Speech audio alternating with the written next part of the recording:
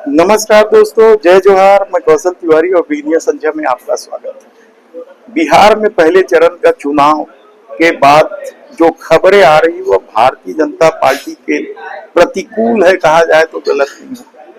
कहा जा रहा है कि भले ही आरजेडी यानी तेजस्वी यादव की पार्टी को बढ़त ना मिले, लेकिन भारतीय जनता पार्टी को सबसे ज्यादा डेंट यदि किसी ने लगाया है तो वह जन सुराज पार्टी है, प्रशांत किशोर की पार्टी है। ऐसे में देखना है कि क्या कुछ होता है दूसरे चरण के मतदान में, क्या रणनीति बनती है, इसे लेकर बड़ा सवाल है। भारतीय जनता पार्टी के सामने सबसे बड़ी चुनौती है, तो कांग्रेस के सामने भी चुनौती कम नहीं, क्योंकि पहले चरण के चुनाव के जो नतीजे सामने आ रहे हैं या जो आकलन किया जा रहा है उसमें कांग्रेस को भारी नुकसान की संभावनाएं बताई जा रही है। नीतीश कुमार को भले ही नुकसान न हो, लेकिन तेजस्वी यादव को पहले चरण में कुछ मिला है यह कहना बड़ा मुश्किल हो गया। ऐसे में दूसरे चरण की लड़ाई तेज हो गई है। राहुल गांधी की पद यात्रा के बाद अब कांग्रेस को दुगनी मेहनत करनी पड़ रही है। वहां युवा और महिला जिस तरीके से पहले चरण में वोट डालने निकले हैं, उसके बाद दूसरे चरण में सवाल ये उठने लगा है कि ये किनके पक्ष में जाएंगे। कांग्रेस की तरफ से अब प्रियंका गांधी ने भी मोर्चा संभाल लिया है। यहां से कितने लोग पलायन करके बड़े बड़े शहर में जाते हैं, हाथ उठाओ। किसी को बिहार में रोजगार मिल रहा है? मैंने आपके अतीत की बात की कि कैसे आपने संघर्ष करवाया, कैसे आपने इस देश की नींव डाली, लेकिन मैं ये भी बता देती हूं, आज भी इस देश की नींव बनाने वाले आप हैं। आज भी इस देश का निर्माण करने वाले आप हैं। केरल से लेके कन्याकुमारी तक बिहार का युवा जाता है नौकरी ढूंढने के लिए, और मेहनत से, ईमानदारी से, अपने खून पसीने से इस देश को बनाता है। आपको बाहर जाना पड़ता है, पलायन करना पड़ता है, क्योंकि यहां आपको कुछ मिल नहीं रहा है। अपने परिवारों को छोड़कर एक छोटे से कमरे में किसी बड़े शहर में जहां कोई अपना नहीं है, वहां 4-5 और युवाओं के साथ आपको रहना पड़ता है।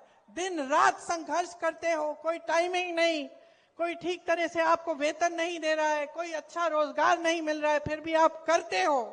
फिर भी आप अपने परिवारों को सिर्फ त्योहारों के समय जब छुट्टी मिलती है तब मिलते हो, तब घर आ पाते हो। यहाँ खेती करते थे, खेती से कमाई होती थी, आज खेती से कमाई नहीं है।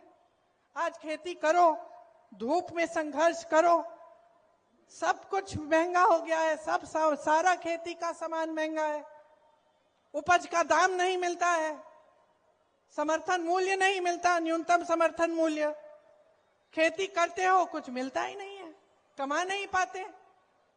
और उधर जितने भी बड़े बड़े उद्योग हैं, जिससे पहले नौकरियां मिलती थी, जिसमें लोग मरते थे उन नौकरियों के लिए, सब लोग चाहते थे कि हमें सरकारी रोजगार चाहिए। क्यों?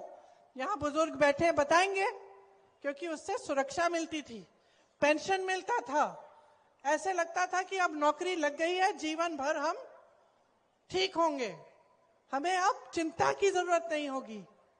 आज की परिस्थिति क्या है बहनों और भाइयों?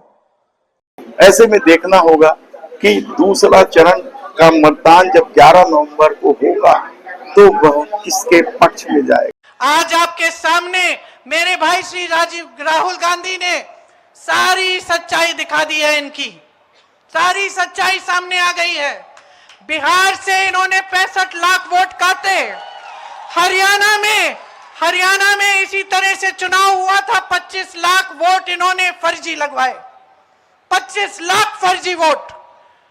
हरियाणा का सारा चुनाव चोरी कर लिया। चोरी की सरकार है हरियाणा में, और यहां की तैयारी कर रहे हैं। 65 लाख वोट कटवा के यही तैयारी यहां हो रही है। सुन लीजिए कौन है ये लोग, सुन लीजिए। कभी ज्ञानेश कुमार नाम सुना है? सुना है? नहीं सुना होगा, नहीं सुना होगा। कभी आपने एस.एस. सांधू का नाम सुना है? नहीं सुना होगा। कभी विवेक जोशी का नाम सुना है? नहीं सुना होगा। क्योंकि अपने पद और आयोग के पीछे छुपे हुए हैं। लेकिन यही है चुनाव आयोग के सबसे ऊंचे अधिकारी जो इस देश के संविधान के साथ, इस देश के लोकतंत्र के साथ खिलवाड़ कर रहे हैं। याद कर लो इनके नाम, याद कर लो, क्योंकि आप देश की जनता हो। आपके खून और पसीने से ये धरती सींची गई है और इस धरती के साथ, हमारी मातृभूमि के साथ, हमारे संविधान के साथ आज खिलवाड़ हो रहा है। आपके अधिकारों के साथ खिलवाड़ हो रहा है, आपके अधिकारों को छीना जा रहा है और यही 3 लोग छीन रहे हैं। इनके नाम मत भूलो, इनको पद के पीछे छुपने मत दो, इनको आयोग के पीछे छुपने मत दो। ये देश बहुत उदार है, सुन लीजिए तीनों, सुन लीजिए, ये देश बहुत उदार है, ये देश बहुत कुछ देता है, ये देश बहुत आगे बढ़ाता है। ये मां है हमारी, मां उदार होती है, लेकिन मां के अंदर दुर्गा की शक्ति भी होती है।